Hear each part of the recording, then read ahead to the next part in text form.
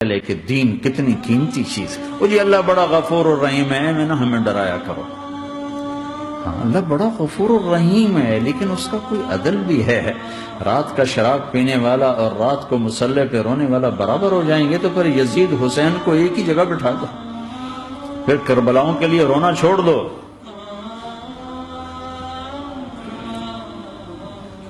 رات کو ناچنے والی رات کو رونے والی برابر ہو جائیں گے، سود کھانے والا حلال کھانے والا برابر ہو جائیں گے، شراب بیچنے والا اور مزدوری کرنے والا برابر ہو جائیں گے، جھوٹ بولنے والا سچ بولنے والا برابر ہو جائیں گے۔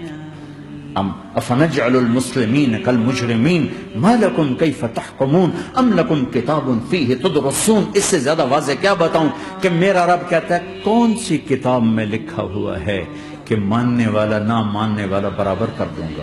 کون سی کتاب میں؟ اللہ کو یہ کہنا پڑ رہا ہے ام لکم کتاب فیہ تدرسون، کس کتاب میں یہ لکھا ہوا ہے؟ ام نجعل المتقین کالفجار، ایک بدماش اور ایک فرمانبردار کو برابر کر دوں؟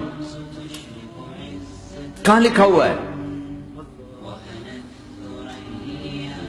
ایسی ہستیاں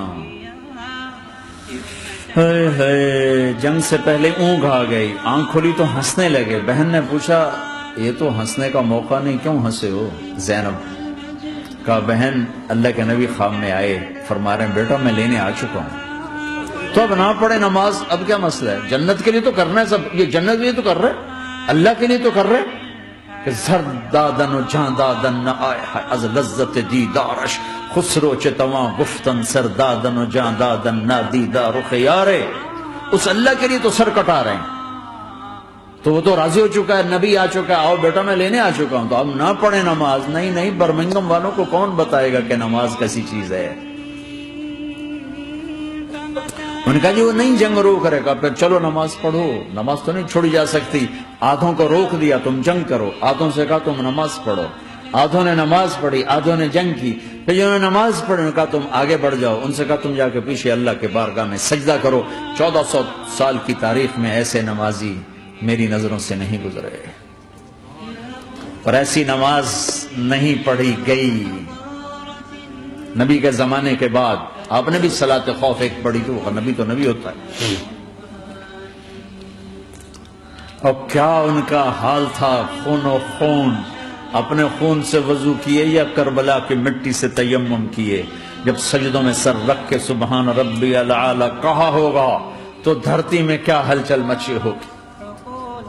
نماز نہ چھوڑا، نماز نہ چھوڑنا، کوئی عورت نہ کوئی مرد نماز نہ چھوٹے، اللہ کو اور کبیرہ گناہوں سے بچو، کبیرہ گناہوں سے، بڑے گناہوں سے بچو، بڑے گناہوں سے بچو۔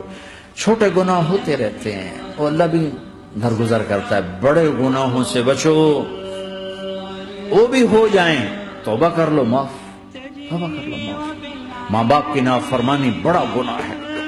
ایک صحابی کی بیگم نے کہا یا رسول اللہ میرے خامد موت کی حالت میں کلمہ نہیں پڑھا جا رہا، علقمہ، آپ دوڑے ہوئے گئے، ہم نے کہا بیٹا کلمہ پڑھو، کہا یہ نہیں پڑھا جا رہا، بول رہے ہیں، کہا جی پڑھا نہیں جا رہا۔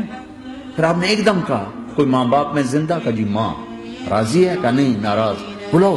وہ آ گئی، آپ نے کہا علقمہ کی اماں تمہیں بچے سے ناراض ہو؟ کہا جی ہاں۔ کیوں ناراض؟ کہا جی اور کچھ نہیں، بہت نیک بچہ ہے، تہجد پڑھتا ہے، روزے رکھتا ہے، قرآن پڑھتا ہے، مجھ سے بدتمیز ہو کے بولتا ہے۔ وہ مجھے ابھی راستے میں بتا رہا تھا ایک ساتھی کہ جی یہاں کے جو بچے ہیں وہ ماں باپ کے ساتھ بہت بدتمیز ہو کے بولتے ہیں۔ پہلا قصور ماں باپ کا، انہوں نے کب ٹائم دیا تھا؟ انہوں کو ٹائم دیا تھا بچوں پر محنت کے لیے؟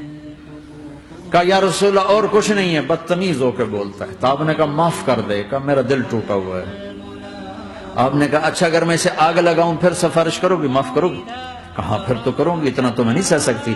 کہ اگر تو نے معاف نہ کیا تو سیدھا اللہ کی آگ میں جائے۔ ہے کون؟ صحابی۔ آپ نے کہا اچھا یا رسول اللہ میں معاف کرتی ہوں، میں معاف کرتی ہوں۔ تو آپ نے کہا بیٹا کہو لا الہ الا اللہ، تو اس کے کہا لا الہ الا اللہ، اور جان نکل گئی۔